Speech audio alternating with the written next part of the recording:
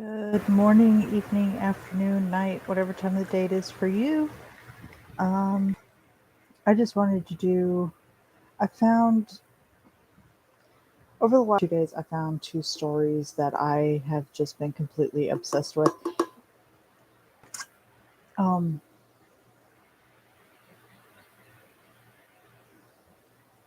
I don't know how to describe the second one accurately, at least, just because it's not like the first, but it's like the first.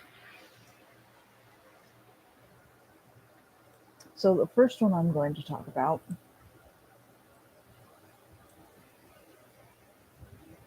is called How to Live at Max Level. Um, so far, this story has 22 chapters, and I've read all 22, and I'm completely obsessed with it. So, the story starts out with a modern day girl logging into a virtual reality game, kind of like SAO, where you can actually control your character and stuff like that. Well, most of the characters here are pro level characters, and they have basically most of them have maxed out their levels. She's one of the top tier players and is offered a beta testing thing. Well, instead of the beta test, sorry, I had to get more light in here.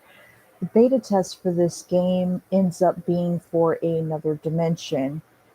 Um, all of this gets explained later, and I think in around chapter 6 or 7, somewhere around there. Um, the story, the character development, and all that stuff is just orgasmic, basically. Um, it is phenomenal. There's so far I haven't found any contradictions. Um, they are still kind of stingy with information. Uh, and of course, for someone who lives playing their video game, who makes a living off of playing video games and stuff like that, she does have some issues, which they tend to address later on. Um, Not completely, though. Uh, you'll see early on quite a few things that kind of just send up a red flag that this chick is just insane. And then you start figuring it out that she's played video games all her life. She thought this was a fucking game. She did not. Not only that, some of the things that work for the game work in this world.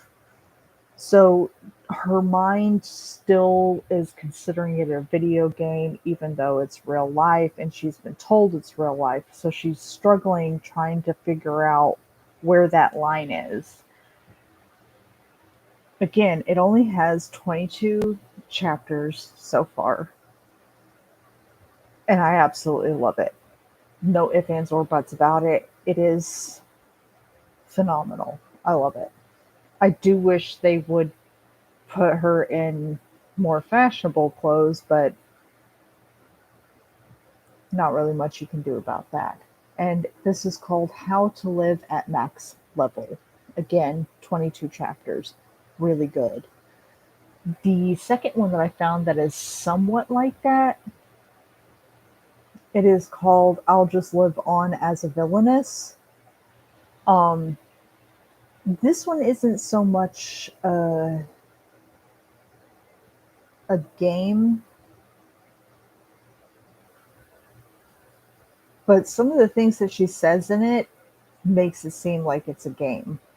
Um, I'm guessing the novel that she read was based off of a game or turned into a game or something of the sort, because every now and then you'll find these weird little things that she'll say in it that are just kind of game like, and it's just like, what it's like, I thought this was a novel and all this stuff. It is called I'll Just Live On as a Villainess. I am on chapter 17 so far, and I absolutely love it. um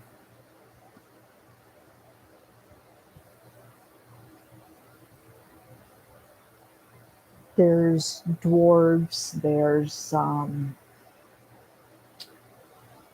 don't know how to call those, what you call those creatures.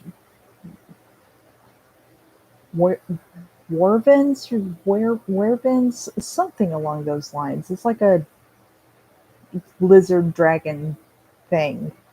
Um, there's also demons and stuff like that. It is,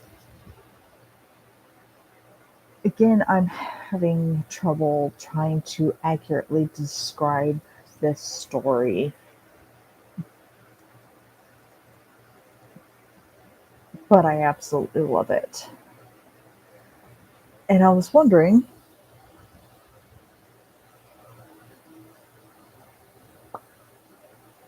if anyone who has read mangas like these, like isekais and reincarnations and stuff like that, if you've read these and were just kind of, I'm obsessed with the villainous type ones for now. It didn't start out that way, but it's kind of ended up that way. And it has occurred to me that they call them villains when they're not really villains. Um, this one specifically, I'll Just Live On as a Villainess. They call her a villain just because she attacked someone who was trying to steal her fiance. As far as I'm concerned, the real villain is not only the second prince, but also the main character of the story, the female lead, with all of her fishes. Um, she's got all these great looking guys around her, and she can't make up her mind who she wants to be with. Um, I believe she ends up with the second prince, and they end up killing the villainess later, and also the first prince.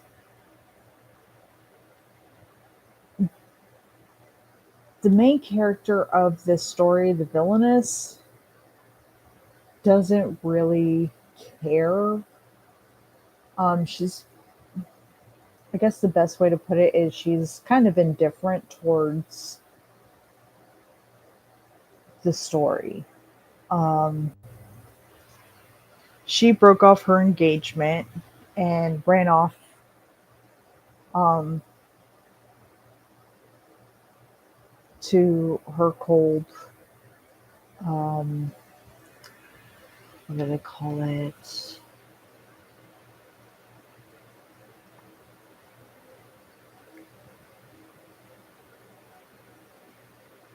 Fifth, I believe is what they call it. I'm not entirely sure. The dukedom's territory that they take care of. The Duke has several of them. We haven't gotten to meet the Duke or see what he looks like, but from what I've gathered so far, he's on her. He's on his daughter's side. Um, the main story is mainly just centered around her and the demon she contracted to light a fire. I absolutely love the story. Um, she's basically letting the story run as it's supposed to, but the main characters keep finding a way to interact with her, which is ticking her off, which is just, I absolutely love it. Um,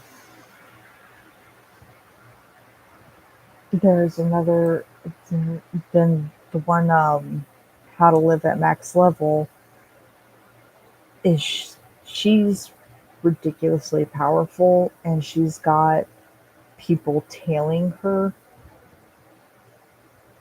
um, because of a quest that she has gained in this new, um,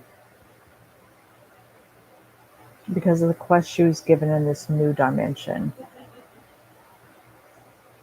Both stories are absolutely fantastic. Again, How to Live at Max Level is has 22 chapters. How to Live as a Villainess. So far, I've only read 17 chapters. I'm not entirely. It looks like they have 38, so I'm getting close, which is yay. Um, if you're interested in these types of stories, I highly recommend giving them a read. They are fantastic. The storyline is fantastic. The action you get is fantastic. A lot of comedy thrown in there too. Um, and of course, in the second one, I'll Just Live as a Villainess. She's kind of,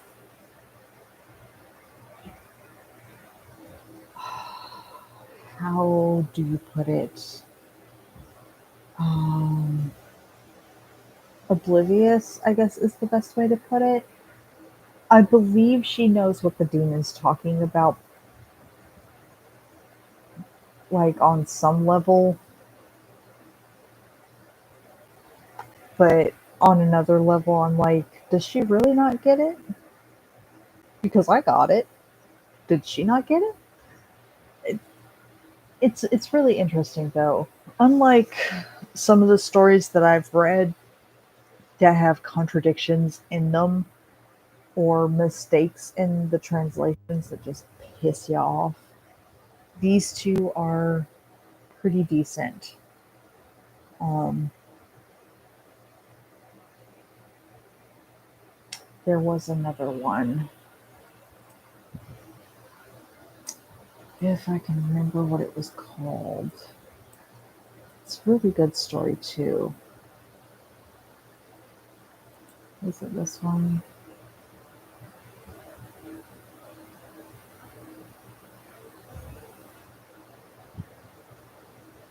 No, it's not this one. Um, it's really irritating. Oh, I believe it's this one. Yeah, anyone can become a villainess. Uh, I absolutely love this story. Anyone can become a villainess. I'm not entirely sure how many chapters it has. I'm on 41. Okay, it has 60. I'm on 41 so far, and the story is still concrete. It is hilarious. Anyone can become a villainess. I would recommend reading that one first, um, just because it's kind of like a inner English. I can't do English. Damn it. Um, it basically introduces you to this type of series. Um, I don't know why they call her villainous when it seems to me that the priests and everyone else is the actual villains. Um, when you look at it from the villainess's point of view in most of these I became the villainous stories, the villain's not really the villain. It is the good guys being villains and throwing the blame on someone they can throw it on. Uh, so that one's a really good story. Anyone Can Be a Villainess has 60 chapters so far. How to Live at Max Level has 22 chapters and love it. Absolutely adore it. And I cannot wait to meet the male lead again. You get to see him for like a quick second um, in one of the chapters, and you quickly realize who he is. Um, well, they don't tell you who he is, but it's kind of obvious who he is if you're paying really close attention. Um, and I'll Just Live On as a Villainess, which has, what did I say, 38 chapters? Really good. So I just wanted to get you on those stories real quick. Um,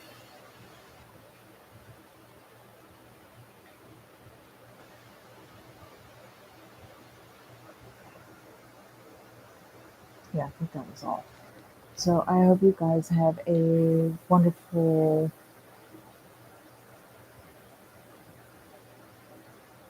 morning, evening, afternoon, night, whatever time of the day it is for you.